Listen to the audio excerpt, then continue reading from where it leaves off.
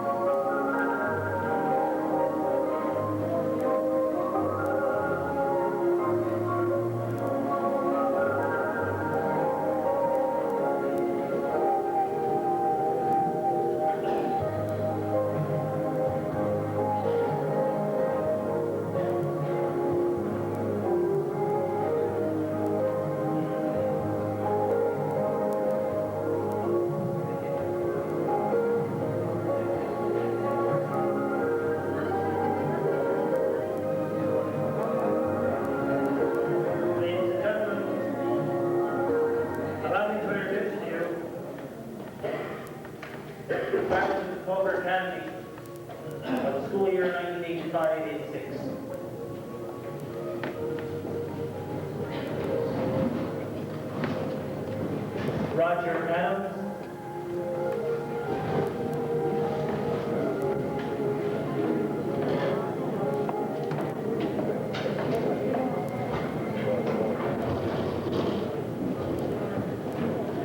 Beverly Matt.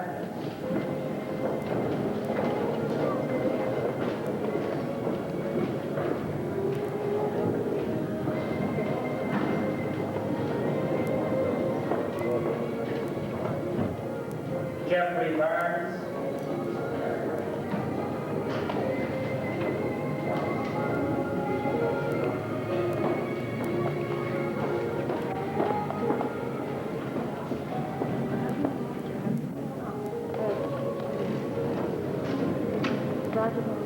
Bernadette Murray.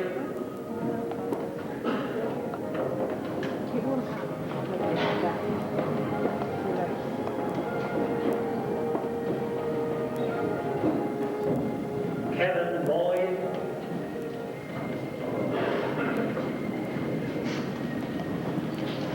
Lorna Murray.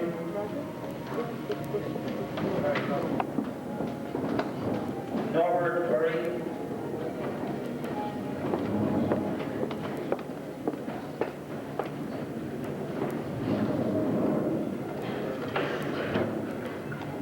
Claudette Burke.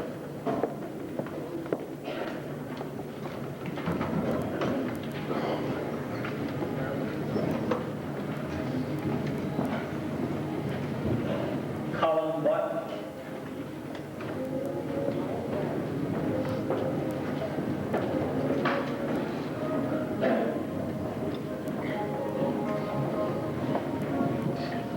Colleen Burke.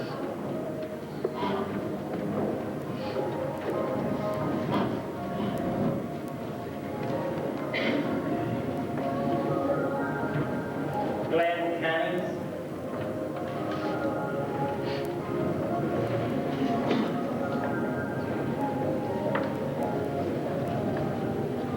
Connie Burke.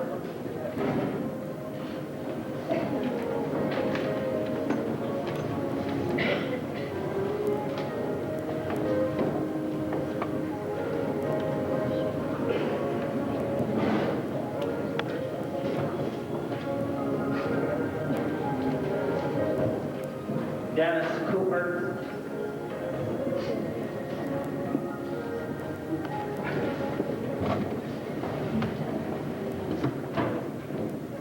Debbie Burke.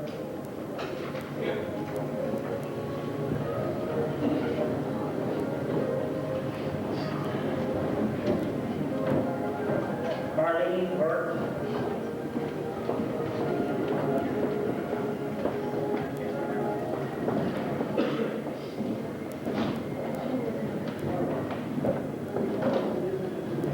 Dominic Donahoe.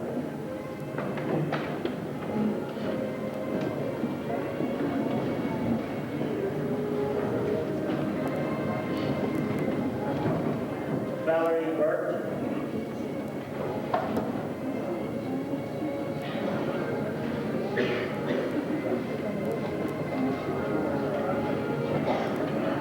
Tom Earl.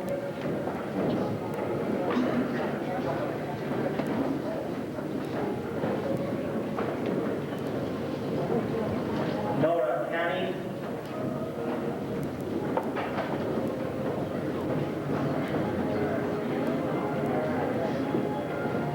Brian Fudge.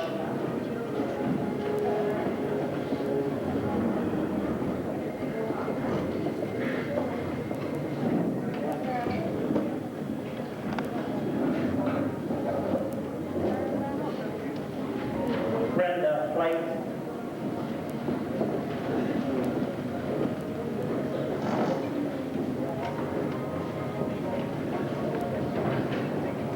Vaughn Fudge.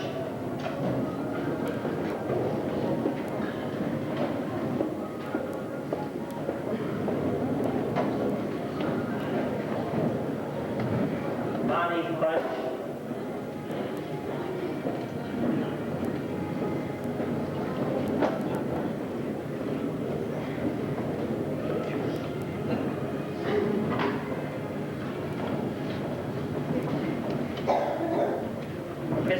Kathleen Fudge.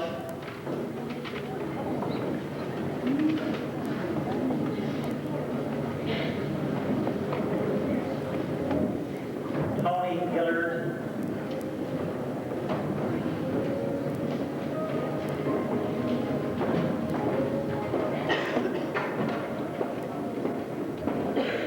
Kimberly Fudge.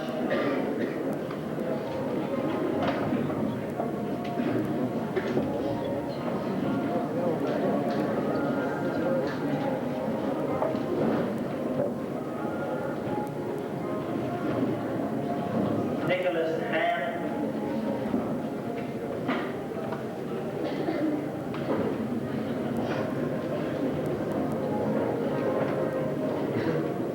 Cindy Keynes.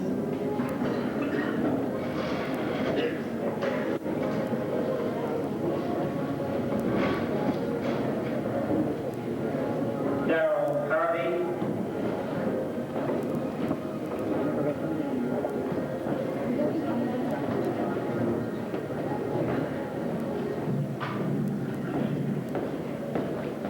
Goldie Jenkins.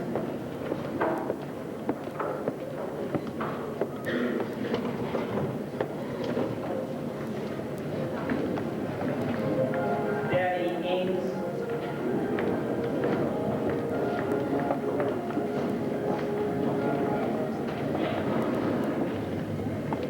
Narissa LeDrew.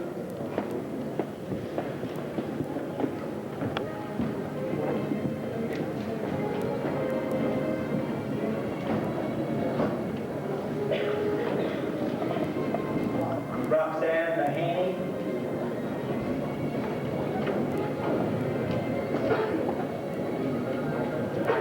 Frederick Ames.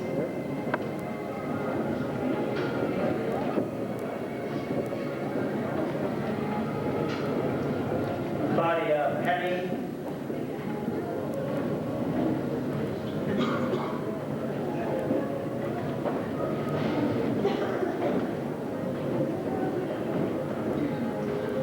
Rick Ames.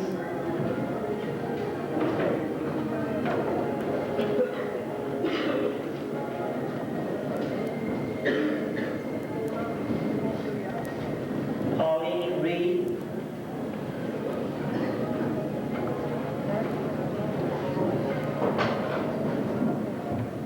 Stephen Keith.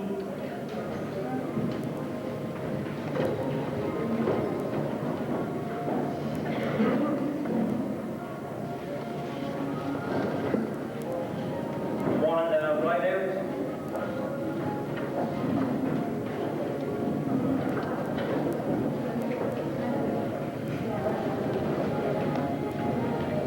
Jared Mahaney.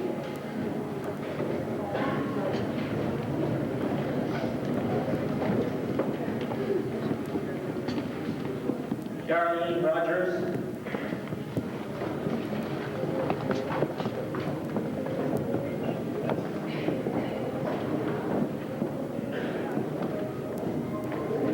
Barbara Small.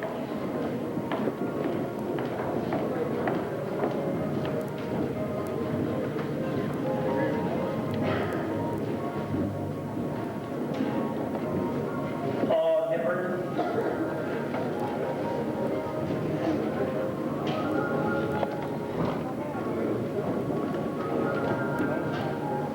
Lynn Small.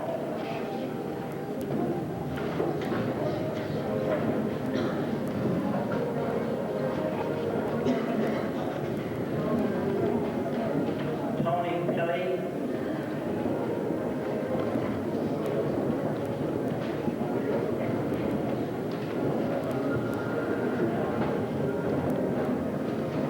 Kathy Stride.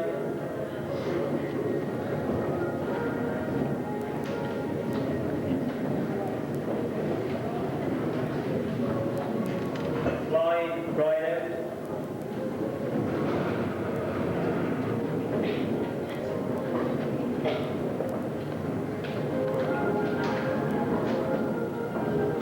Carolyn Putnam.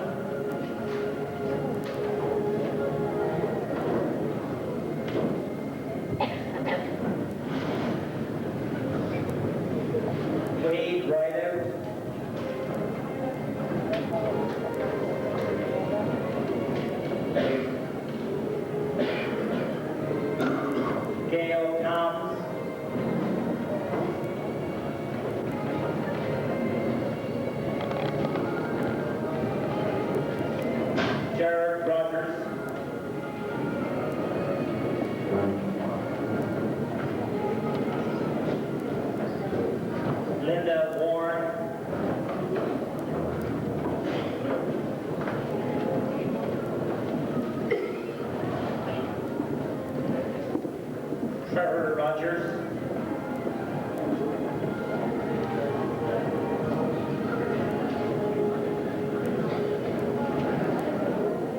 Connie Watkins.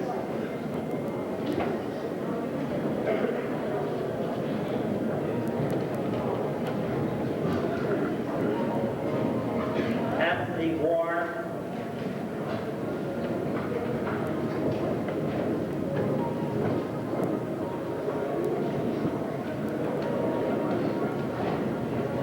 Glennis Wheeler.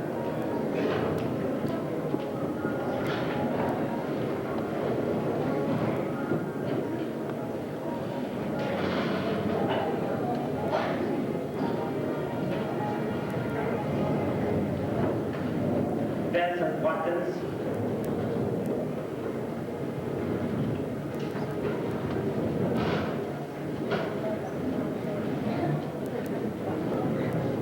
Penny Wheeler.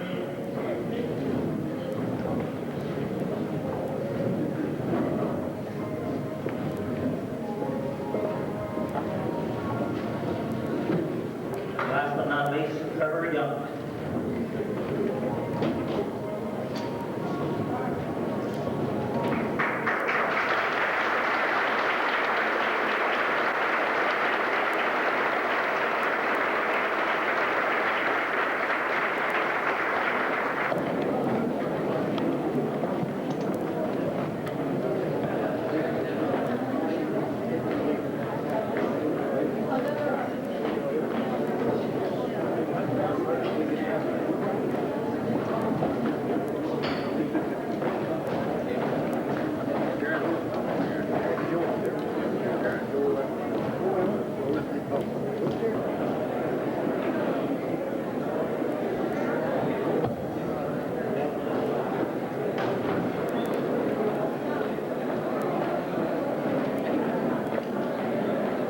Could I have your attention, please?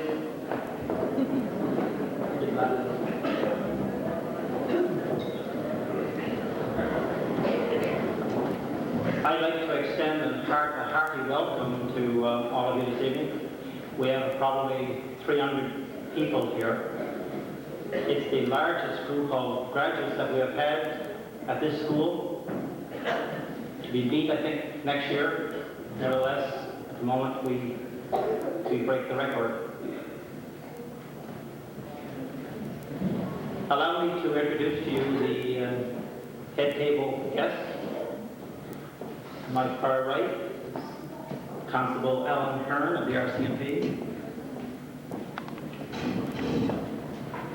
Mr. Jerry Canning, School Board Representative, and Mrs. Canning.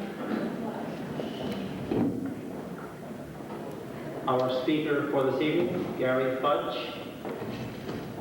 Gary will be more formally introduced later on. My wife, Linda. Mrs. Croucher. And our principal, Mr. Croucher.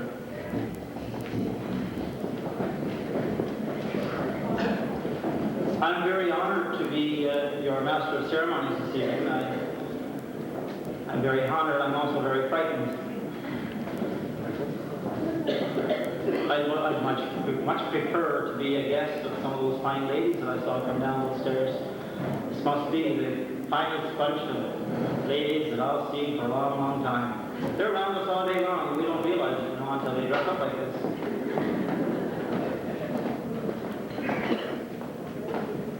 I have two messages that I'd like to read at this time.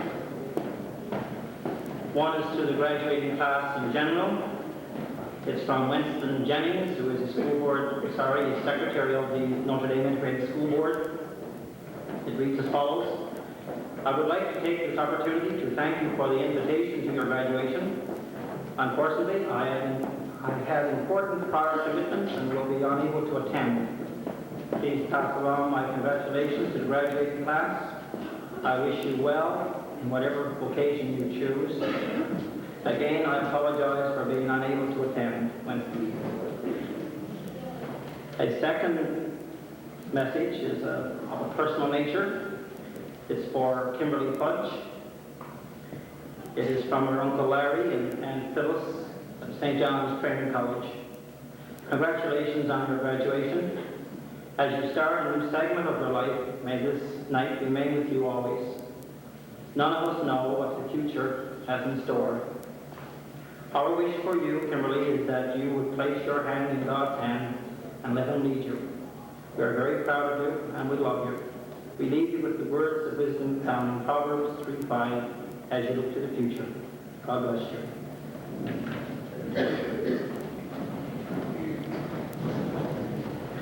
This evening is a very special evening. No one needs to be told that. There are 60 graduates, and it's first and foremost in their minds now, and that's been for a long time, for many months, I'm safe on saying. This past week, I think it has culminated. We got to a point around Wednesday that you could hardly get a job done in class. You pretty well had to improvise and play it by ear. You weren't sure whether they would be signing autographs this period or doing mathematics. Anyway, we got through. Tonight's the culmination of almost 13 years of school life for these people. And I like to think of that in terms of days, because I like large numbers. It's almost 2,500 school days.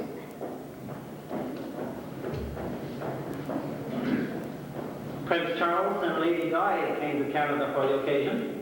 They were landed on the wrong coast.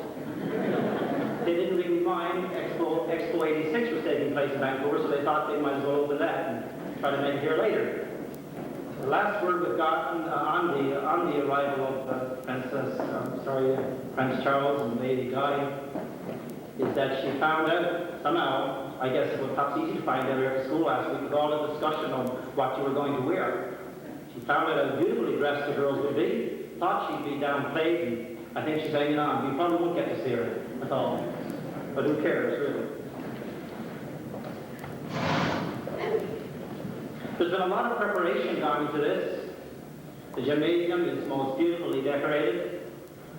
I really didn't expect to see it so well done. I could hardly believe that it could be so well done when I came into the auditorium yesterday morning. I'm sorry, it was this morning. It's been a long day.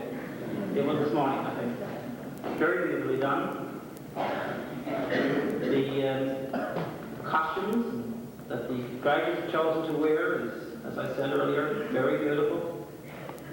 The boys look like real gentlemen. They have their top hats now. We really have the whole show. One fellow was telling me that her young fellow didn't want to wear a tuxedo, so nothing to do but to walk to St. John's and look for a darn good suit. So they took the young fellow into, I believe it was the London. They have a special section there where they sell nothing but suits, and there was quite a selection. And of course they were quite expensive. They were very, very nice suits. And after a little shopping around, they paid $250 for the suit. Best Buy for the best price they thought, and $250. Later on that afternoon, she went into Woolworths down on Water Street and saw exactly the same suit. Checked it out. It was exactly the same suit on the rack. So, of course, and she looked at the price tag naturally to see how well she had done. At Woolworths, the suit was $59.95. She grew very angry, as I'm sure most of us would. She rushed back to London, with a mouthful, told the sales lady what was going on. But the sales lady said, she said, that suit you saw at Woolworths, she said, wasn't virgin wool. Now, she said, you know that I care, she said, whether what the sheep are up to at night, she said. Little do I care.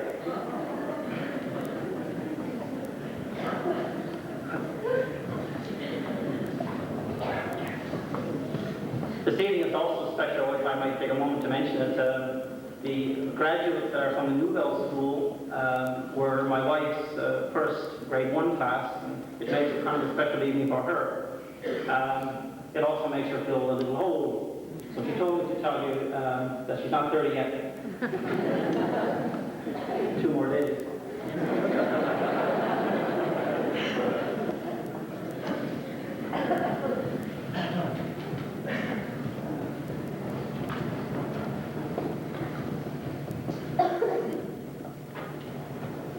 I have these little cards large, so I won't forget anything, and they're causing me more problems. I call upon Kevin Boyd now to make a toast to the parents. Kevin?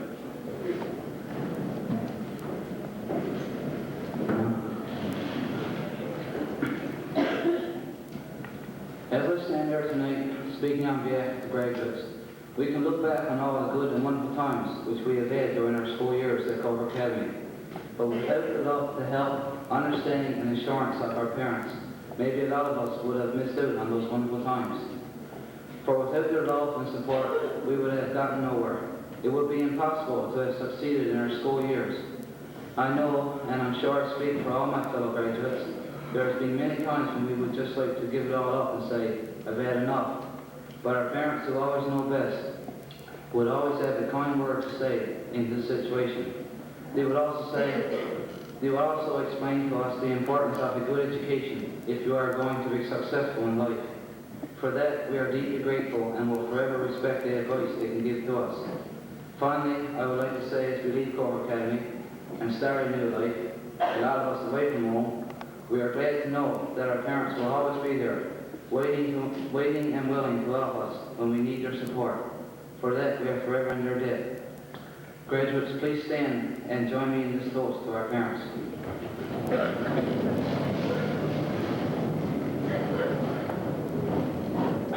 To our parents.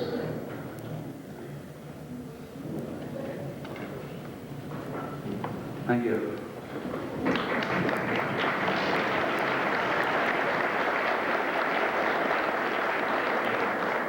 call upon Mrs. Ida now to respond to the toast.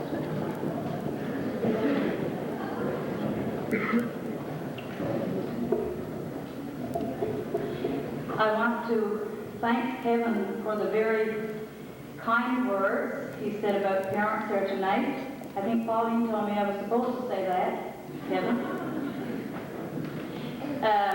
Thank you, Kevin. I mean it. You did very well, and we appreciate every word you've said. We parents are here tonight with mixed feelings. For some of us, we're all happy, of course, but for some of us, it's our first graduate in the family. And I met a person tonight who said, this is my last graduate. We're very happy, and we're very proud of parents. And we are, to a certain extent, I suppose, a little sad because we know that when you go out from this school in June, you will be going elsewhere to pursue your careers. And even though we may be a bit sad about the fact that you're leaving home and leaving us, we're still proud, and our thoughts will still be with you.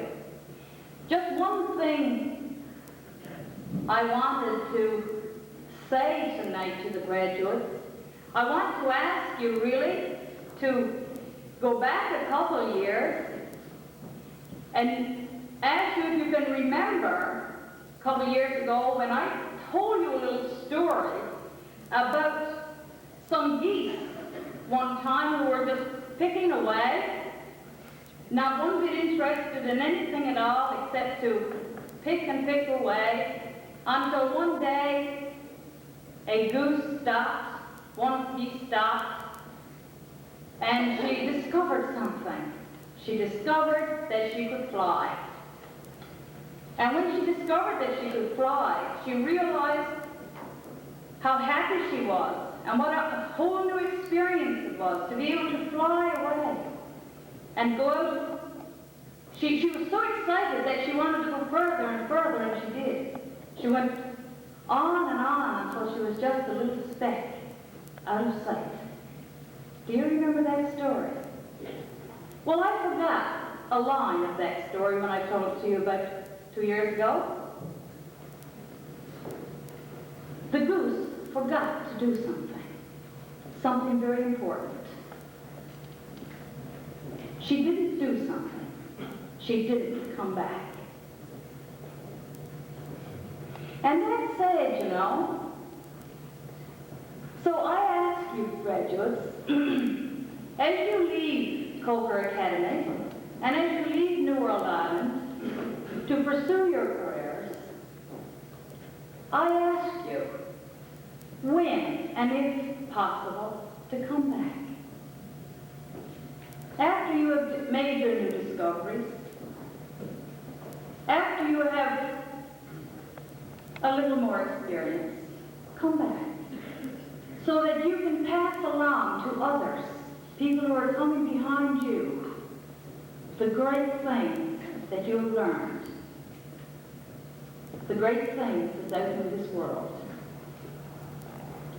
And on behalf of all the parents here tonight, I want to say to each and every one of you that as you go on through your journey through life, remember that your parents' love and prayers will go along with you. God bless you all.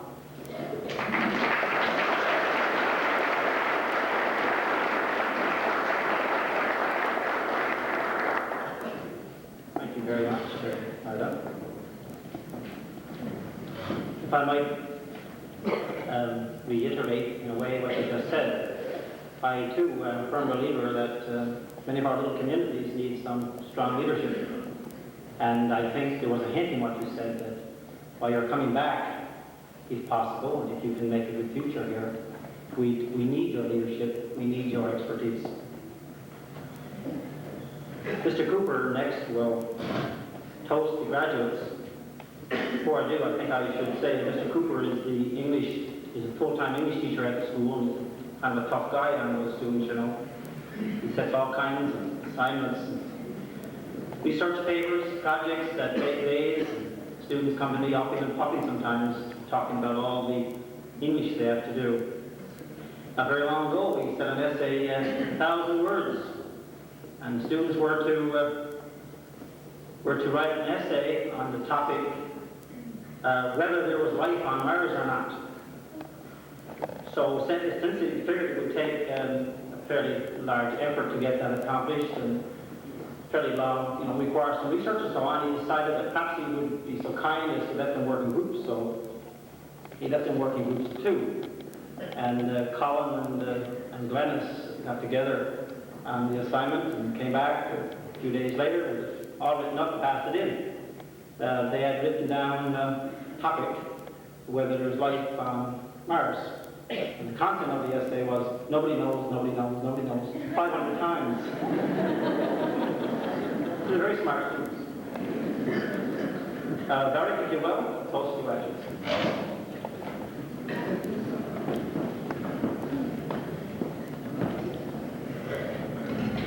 Of course, everybody knows none of that's true. This is not true either.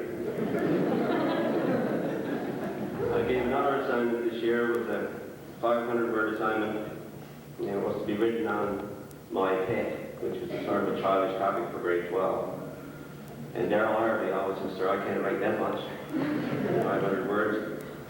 So he did bring back the assignment. It was all finished. He said, I went to the door last night to call in the cat. I said, "Here, push, push, push, push, push."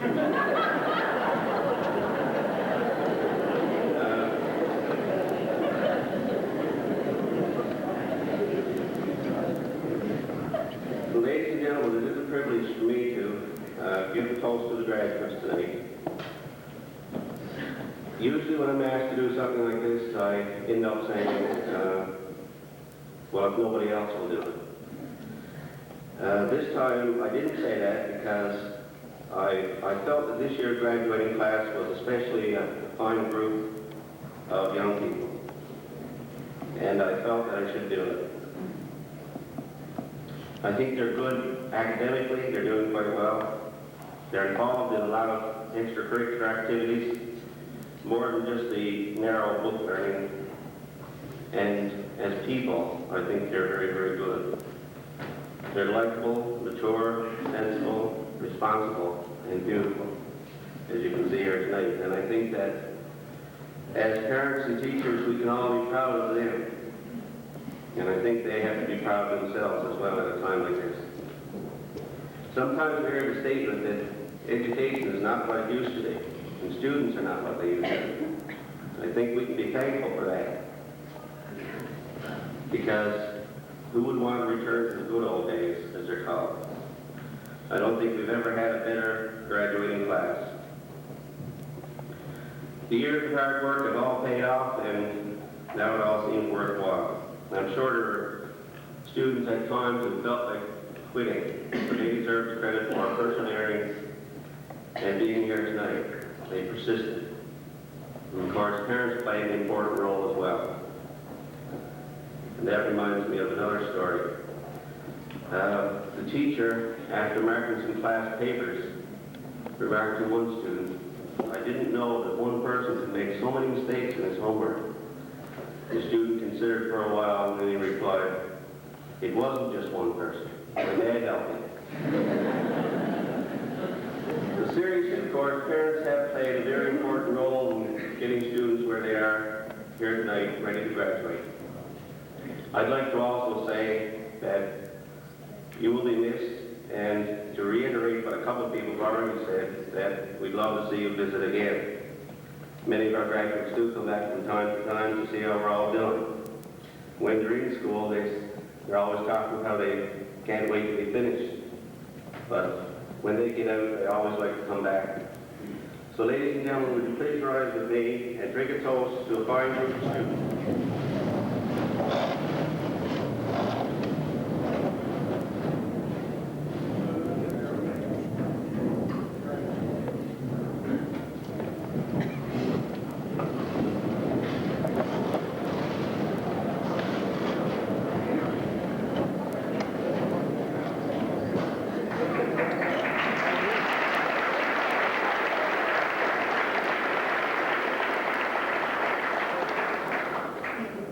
I've been asked to pass along this message. The owner of a pickup, license number CCQ198, is asked to remove the truck, I guess, move it from where it is anyway. Okay, thank you.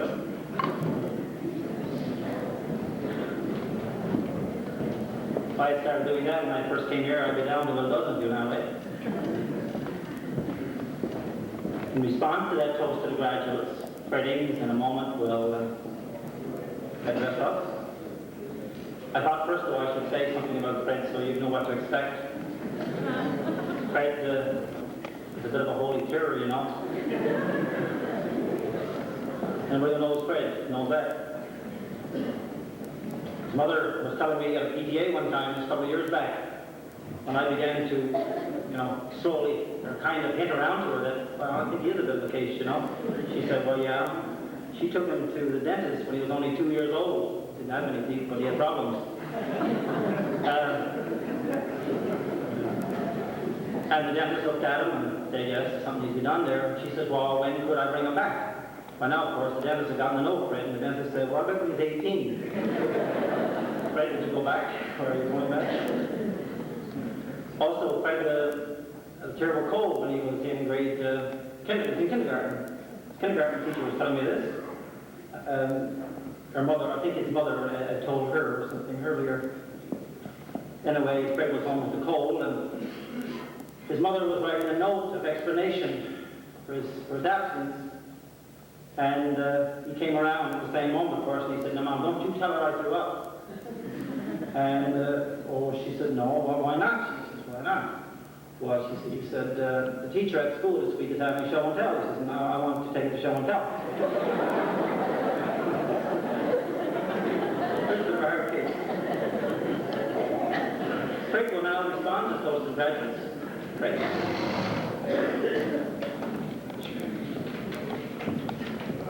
Thank you, Mr. Barron. I would like to say it's the good old days. From the graduate class of 86 and myself personally, I would like to thank Mr. Cooper for his kind words towards us, and I hope that we can live up to your expectations and go about it the way that you have shown us over the years. So thank you, Mr. Cooper.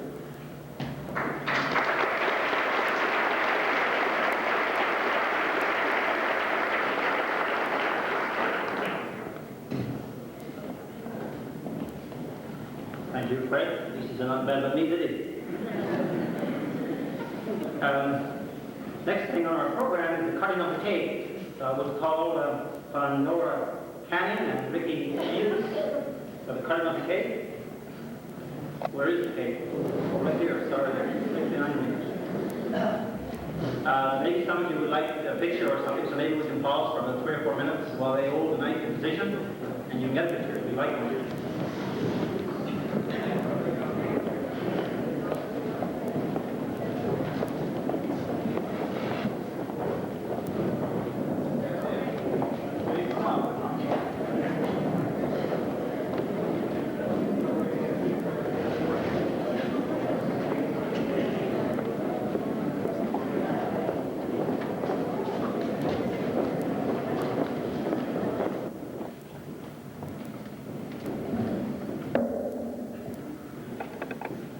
Mr. Chairman, members of the clergy, distinguished guests, Mr. Coacher, teachers, parents, fellow graduates, and guests.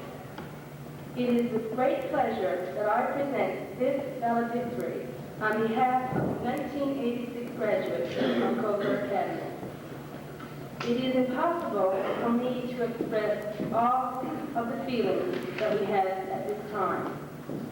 However, let us pause just for a moment as we reflect on our days spent at Coaker. Graduates, do you remember your first day at Coaker? Everything seemed so strange. It was kind of scary, wasn't it? After all, we were the seniors at our previous school just a few months earlier. Do you remember Mr. Crocher's first short assembly? I thought it would never end. How about Mr. Bott, that stern vice principal that we had been warned about? Then there was Mr. Brown's extraordinary way of making us learn our spelling. Stay in recess time and write out every misspelled word 50 times each. And what about Mr. Dawson, with his endless supply of toilet paper? And his hatred for those confounded pencil sharpeners, as he would put it. We were both relieved and sorry to leave grade 8 with Mr. Nolan's unique way of teaching science. The goat jumped over the fence, as I recall. Of course, Mr. Wheeler didn't know a thing that was happening. I suppose you don't remember the time when Dad fell asleep in class. Or was he really asleep? Mom calls it boxing. After all these years, we are still waiting to hear Mr. Dowd play us a tune on that guitar of his. I wonder if he brought it along tonight. I noticed Mr. Lilly has made it here, looking cool, calm, and collective. Quite a change from the confusion of the past 2 weeks, wouldn't you say? Let's take a look at ourselves. Some of us were short, like Wanda Rydick, Jared and Haynes, and Lynn Small.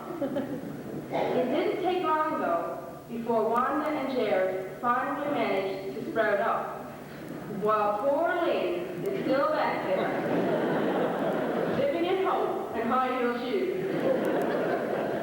On the other hand, Christine Burke, Bonnie Fudge, and Barb Small were given more than their share of fight. And then there were the loud ones. Who else but Gail Pounds and Fred Ames?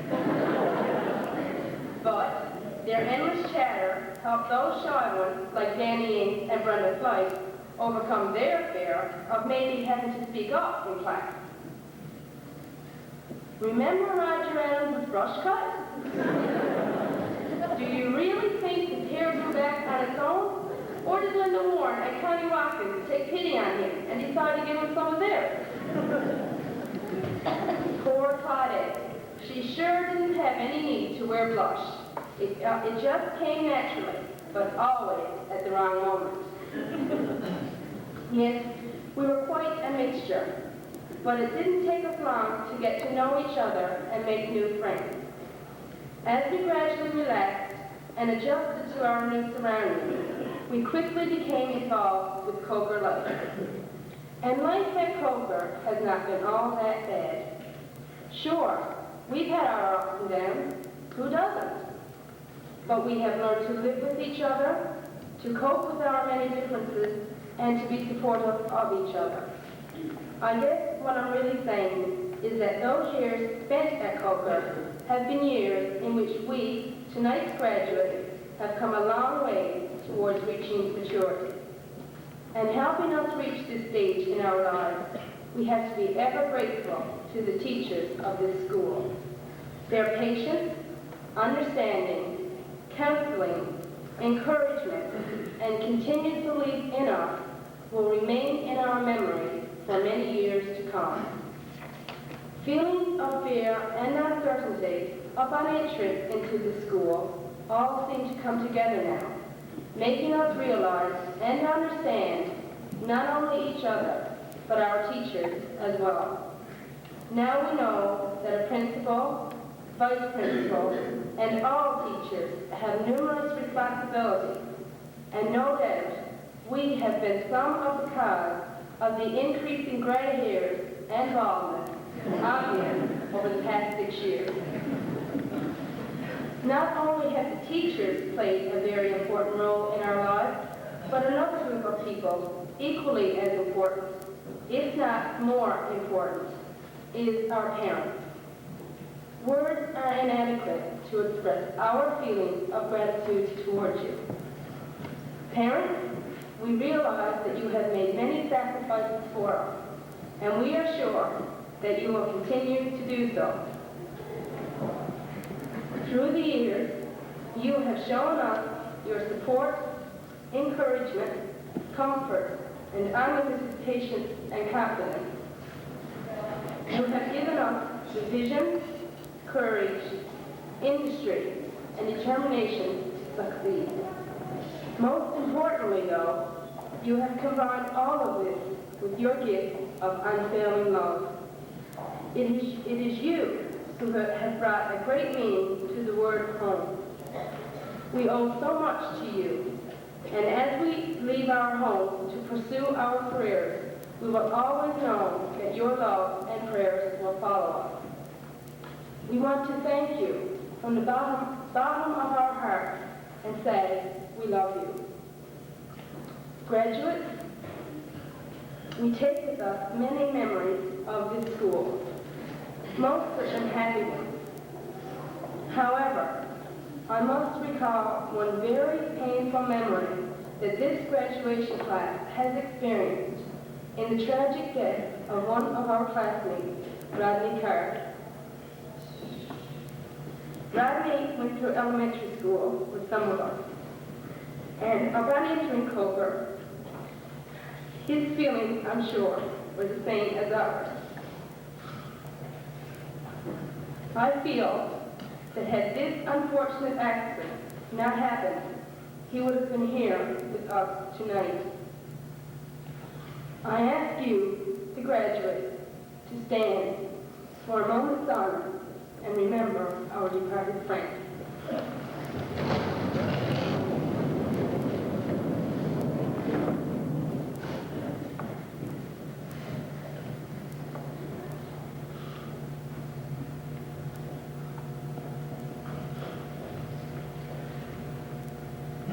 Thank you.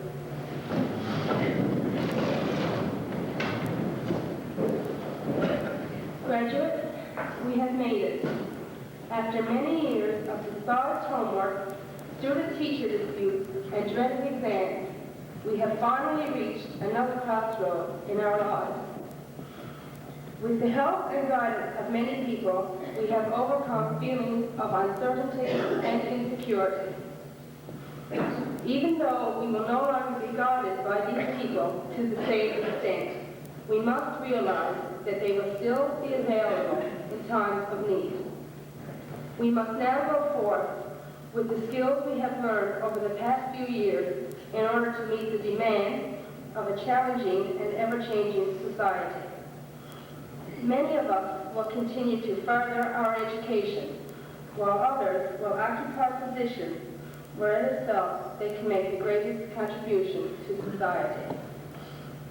Whatever the case, be proud of your achievements, and always have the faith and confidence in yourself to overcome any problem which you may encounter.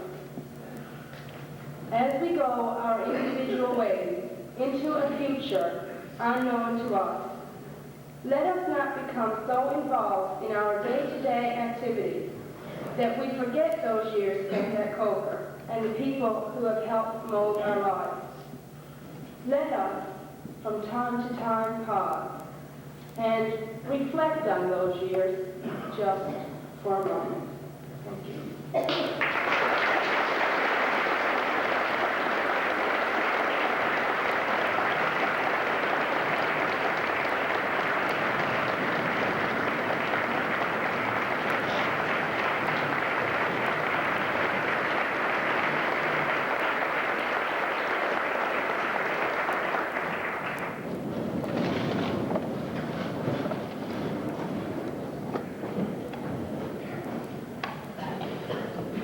Pauline, that was a very nice job. I'm sure we were all profoundly touched by the memories that you recalled for us. I call on Tony Kelly now to introduce our guest speaker. Tony?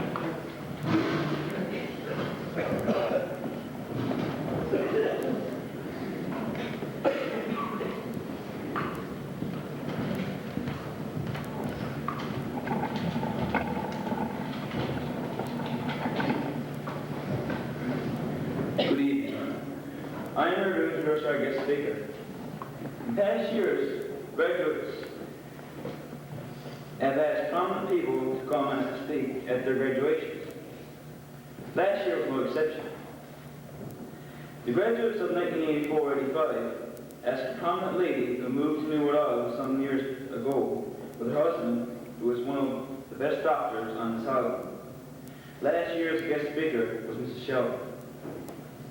This year, the graduates have selected a young man who grew up on New Orleans.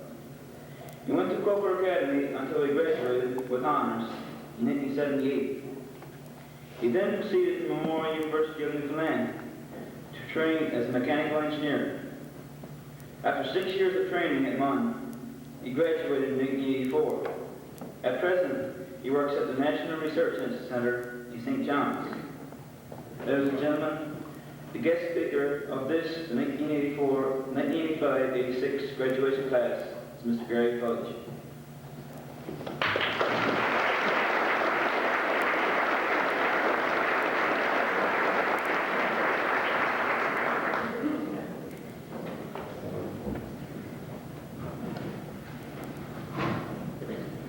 Thank you, Tony Kelly. Students of the 1985-86 graduating class, parents, teachers, and guests, good evening. I would like to say how honored I am to be a part of this graduation, and indeed to have been asked to be its guest speaker. Next month, it will be 8 years since I graduated from this high school, and tonight, many fond memories are resurfacing. While many of your faces are unfamiliar, the faces of many of these teachers will remain in my memory forever. When I attended this high school, it was known as New Old Island Central High. Since then, the name has more appropriately been changed to Coaker Academy, after the founder of the Fishermen's Protective Union, William Coaker, who started his campaign here on New Old Island at Herring Neck. My high school memories are filled with scattered thoughts, highlights, if you wish, of the activities, the places, and the people. Grades 7 and 8 are mostly blank, except for recess and lunch times filled with ping pong. But I still remember a school trip to St. Pierre for a long weekend and the experience of meeting with a new culture. Unfortunately, its effect on my ability to learn French was little or none, as I still struggle with the language even today. As the years here passed by, athletics became more and more a part of my school life. I remember well in grade 9 when your principal, Richard Croucher, took the time and effort to coach a junior volleyball team. That same team progressed in later years to win this local zone championship by defeating St. Paul's and Gander, and eventually earning the right to participate in the 1978 Winter Games. I understand now that this school has fared even better in the past several years by capturing an all-Newfoundland championship.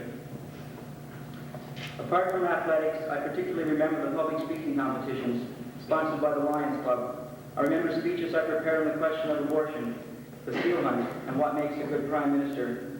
Only today do I realize that without the dedication and support of this school's teachers, none of these extracurricular activities would have been possible.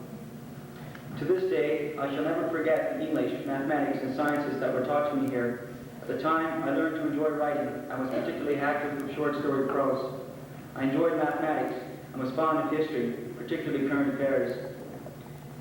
At the time, a solid high school education was the last thing on my mind. The excitement of sports and the relationships and activities were paramount. It was only in recent years that I fully understood just how much this high school taught me, both technically and mentally, and indeed, how much I managed to learn.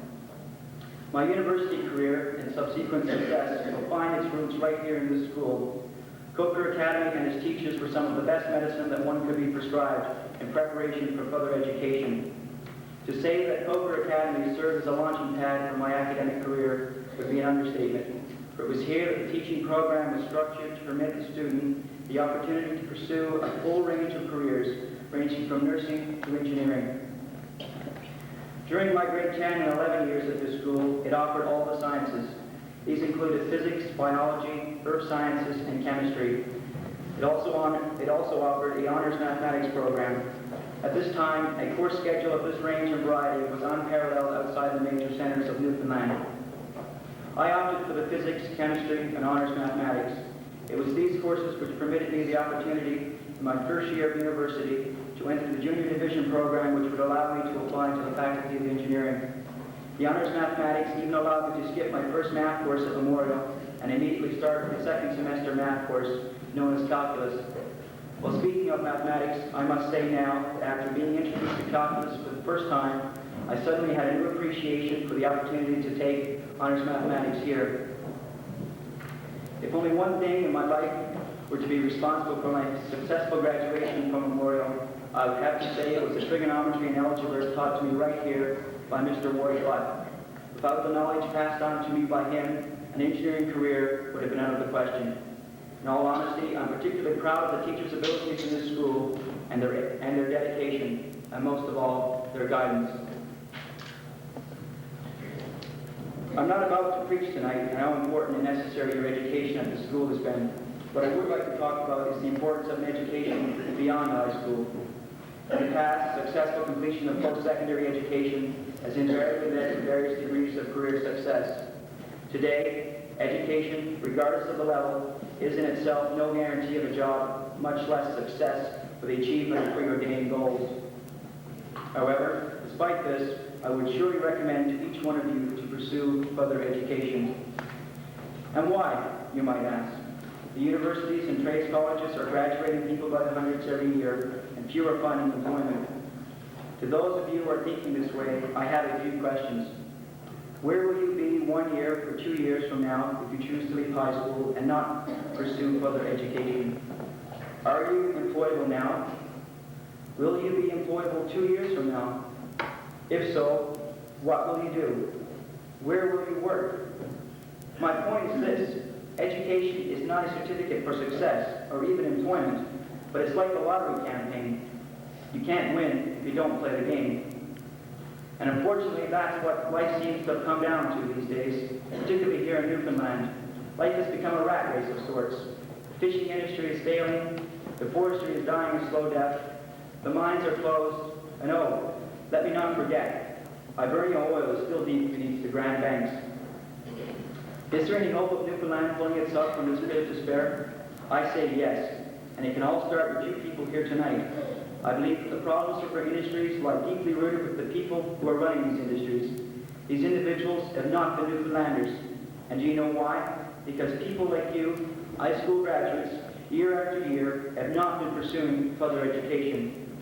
The career decisions of you people here tonight and the thousands of other high school graduates across the province have the potential to revitalize Newfoundland's entire economy. Let's start by discussing the fishery.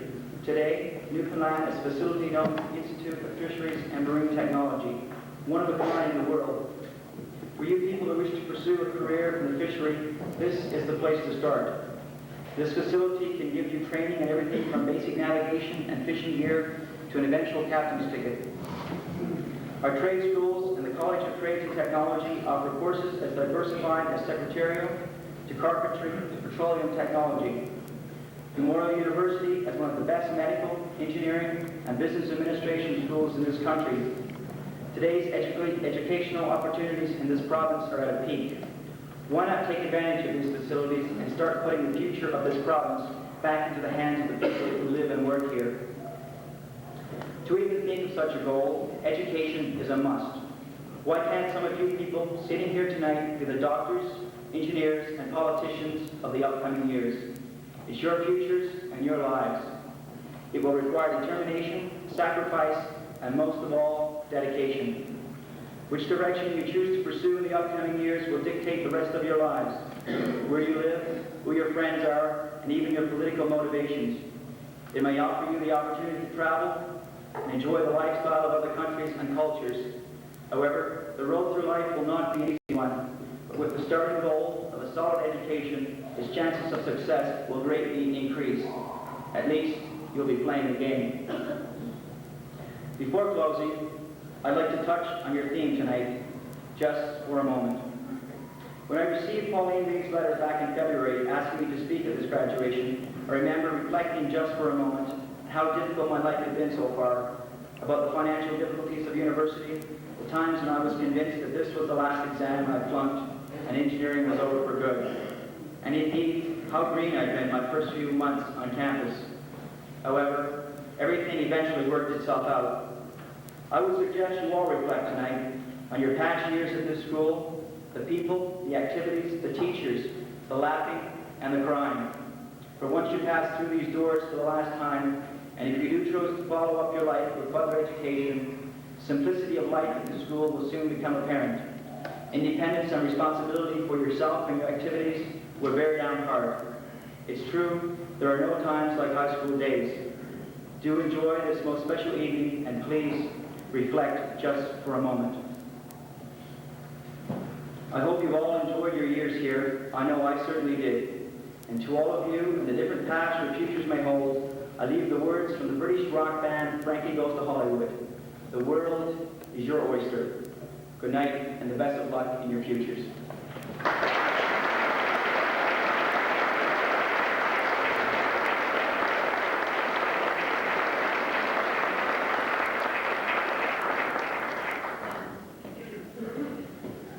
Thank you very much, Gary. It's nice to have you back. It's a very appropriate message, I think, for us all.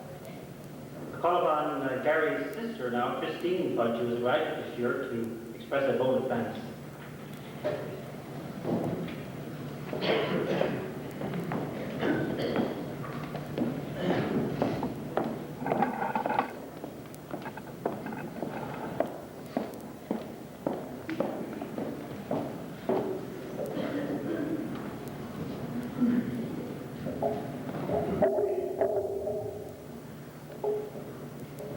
It's a great pleasure tonight to have my brother here as a guest speaker. I would like to say, on behalf of the graduates, I would like to thank our guest speaker for coming here and speaking his words of wisdom. I know they will go with us in the future, whatever we do.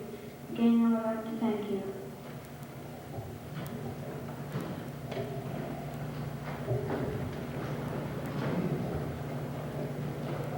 And that's just guest speaker to come and stand, please.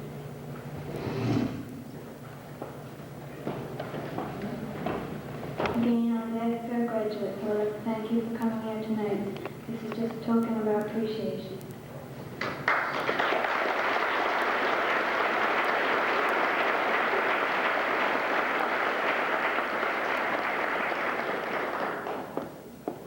Thank you, Christine. Next, call on Trevor Young and Debbie Burt, who have some gifts that they wish to present.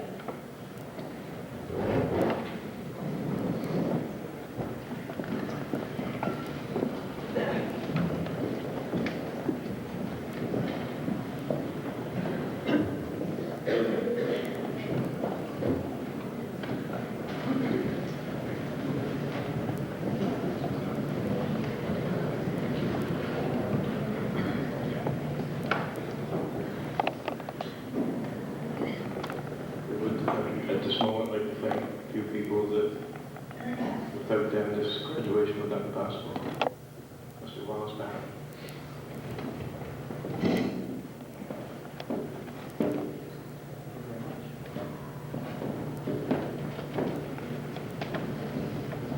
Ms. Poirier?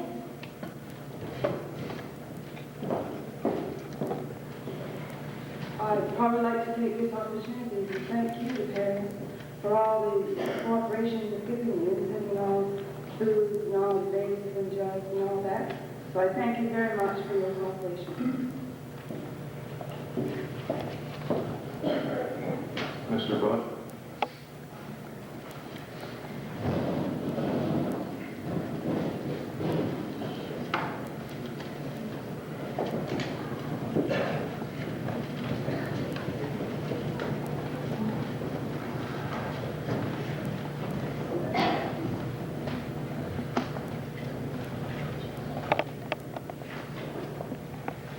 I really don't know what this is for, but thank you very much. I told Mr. Lilly that I was coming as a parent tonight, so it still seems I end up as a teacher, so thank you very much.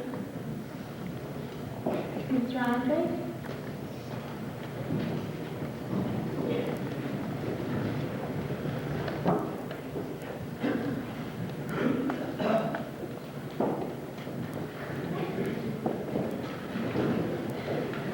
I would just like to say that thank you very much, and although I haven't had a lot of experience with a lot of the people graduating from level 3 this year, I got here late, I'm sorry. Not for dinner, I mean for the school. But I've enjoyed the contact I have had. Thank you. Mr. Mello?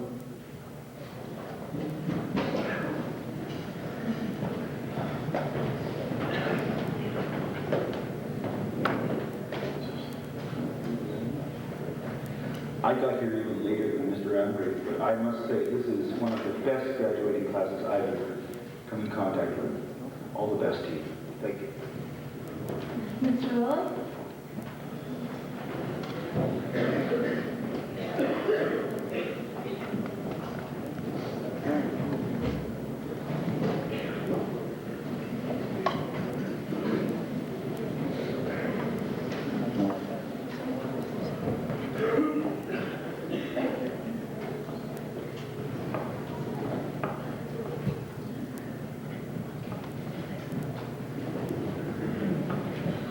I'd like to say, I know that this is supposed to be for you to thank me, but I feel I should be thanking you guys because all I did was say what to do, and you guys did all the work. So, thanks.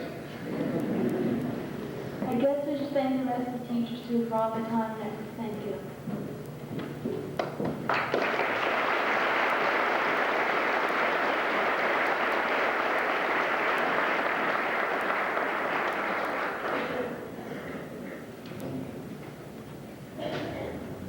You must be getting tired. We're coming to the end of our program. There's just a few things I'd like to end by saying. For one, I'd like to express thanks on behalf of the graduating class to the senior high girls who prepared and served this evening's meal. They did a fabulous job. Next year, of course, someone else will do them a favor, and that's the way we operate here.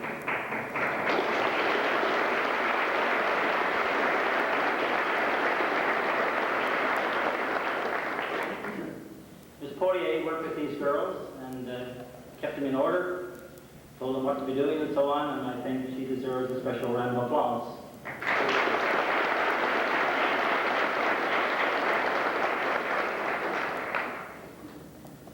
I would also thank, on behalf of the class, Mrs. Ings, Cindy Ings' mom, who made the graduating cake. It's a beautiful job, Mrs. Ings.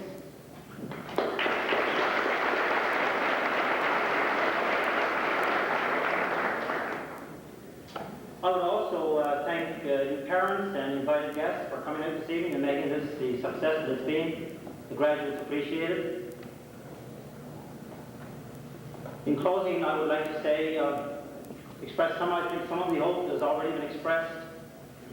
I am very optimistic that this graduating class will, after this moment of reflection, will go forth and assume whatever roles it is that the world has waiting for them.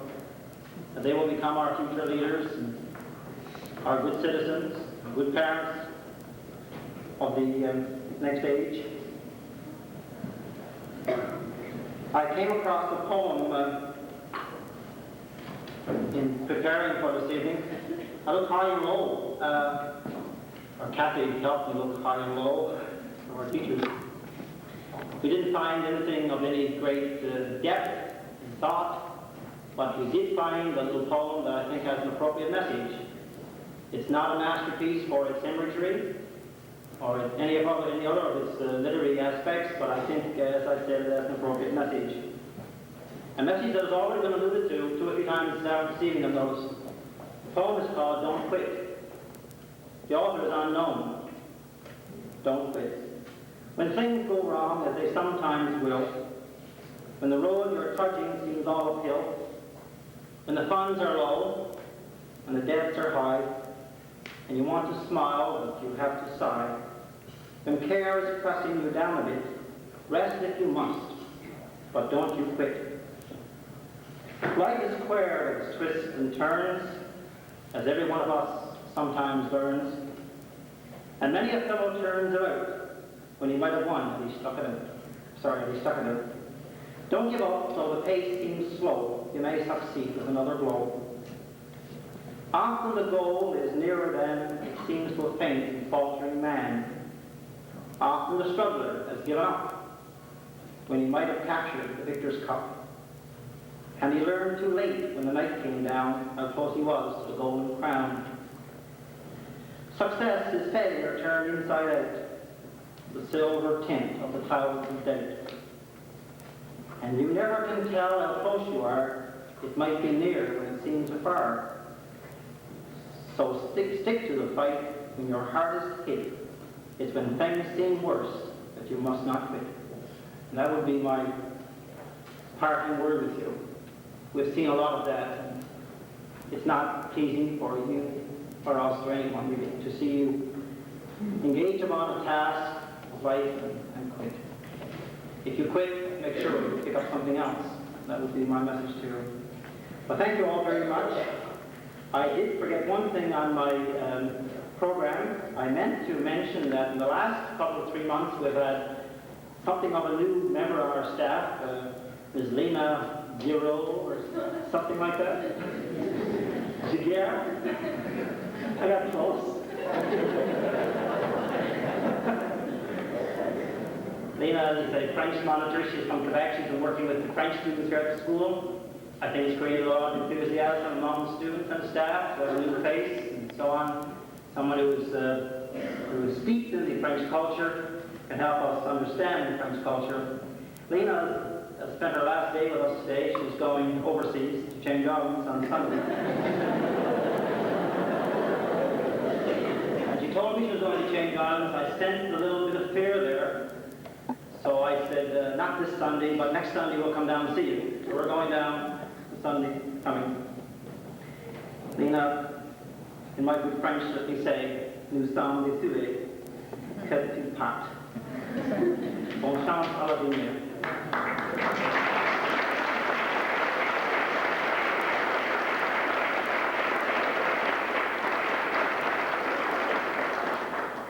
Last thing, I am told to tell you that you must leave the gymnasium now for the clearing up to take place. Would everyone please leave? Thank you.